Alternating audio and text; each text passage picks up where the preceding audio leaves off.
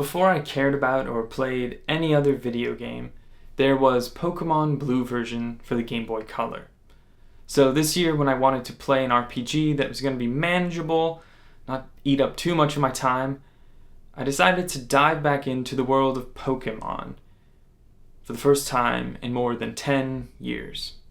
Now, I was less interested in recapturing some youthful nostalgia and more curious about how well the gameplay system of capturing and battling Pokémon holds up. My name is Vinnie, and this is my save file for Pokémon Shining Pearl, where I share my thoughts, good and bad, about my experiences playing a game.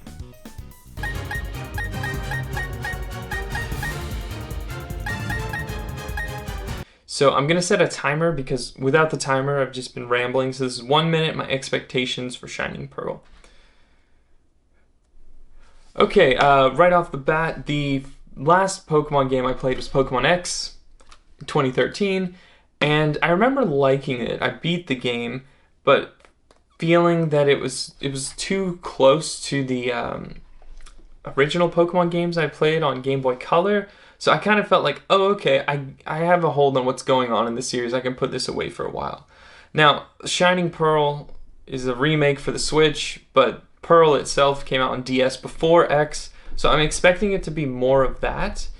But I think it's going to be fun and enjoyable, a smaller RPG that I can immerse myself into for a couple weeks. My favorite part of Pokemon games is always building up my team, and in my team there's always a couple favorites. So I'm expecting one of my favorites to be a fire type for some reason. Just got a feeling. I'm also expecting myself to be biased against the newer Pokemon that I don't recognize. Let's see, that's a minute, right? I don't know if you can hear that beeping. Okay, so I'm expecting, because in Pokemon X, I still don't know this guy's name, the deer Pokemon, but I'm expecting myself to be biased towards the Pokemon I do recognize. So we'll see if the gameplay holds up or if I feel like it's too familiar.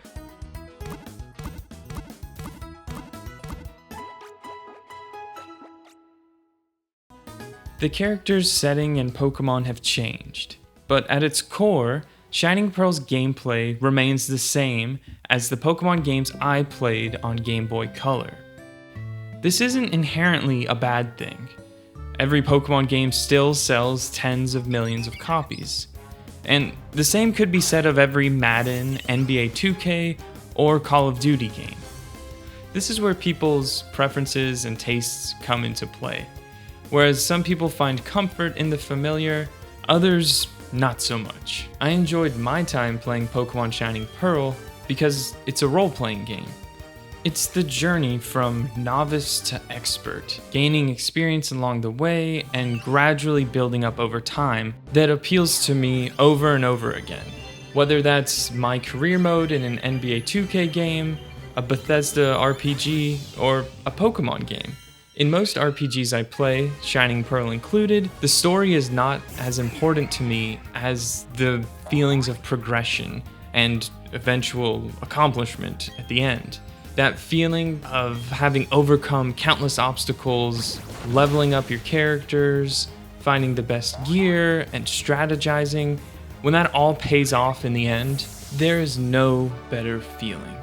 That sense of achievement is one of the main reasons I play video games.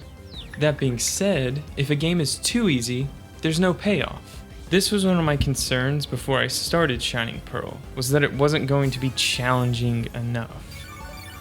I breezed through the first two gym leaders, no problem, but with the third, the fighting type, I didn't have any favorable matchups.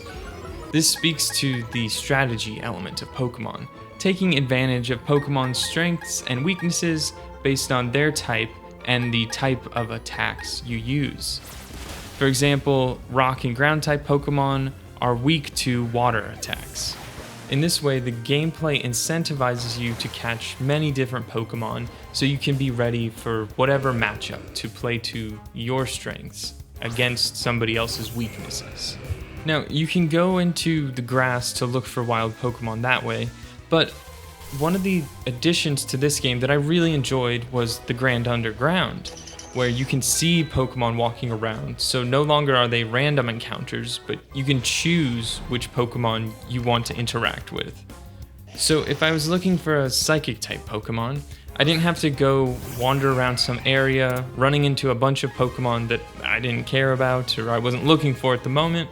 I could go to the Grand Underground and look for a Psychic-type. Finding Pokemon around level 40 or 50 in the Grand Underground saved me a lot of time when things picked up challenge-wise in the second half of the game. By the time I faced the Elite Four, the game's final bosses, any of my concerns about Shining Pearl being too easy were erased. It took me at least 10, maybe 15 tries and retooling different lineups to beat the Elite Four. And that felt like an appropriate difficulty level. It wasn't too easy, but it also wasn't impossibly hard. Aside from the main quest to become a Pokemon champion, other objectives include completing the Pokédex, which means cataloging all the Pokemon in the Sinnoh region, and saving the world from Team Galactic, a stylish terrorist group responsible for kidnapping Pokemon and blowing up ruins.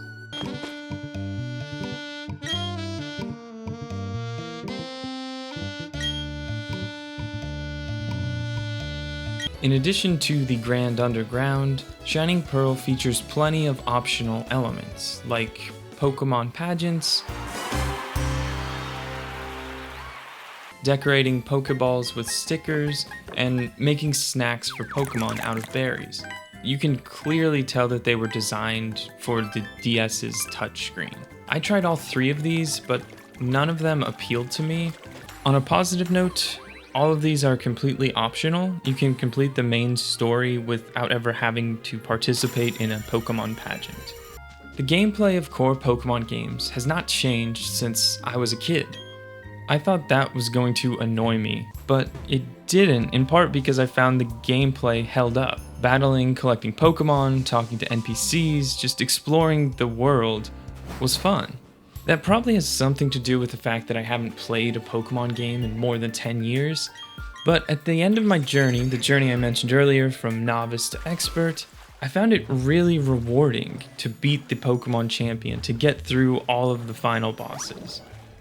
And in that way, the game exceeded my expectations.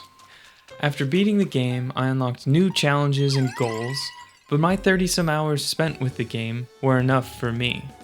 I don't feel the need to go back and play any other Pokemon games that I've missed, and I don't know when I'll return to the world of Pokémon. But it's comforting to know that this series of games isn't going anywhere in the near future, and that I can always return if I want to. And per my predictions I made before playing the game, I was definitely biased towards the original Pokemon that I recognized, and I had a few favorites, but none of them were fire types. Thank you for watching. If you want to see more videos like this, please subscribe, and let me know what you think in the comments.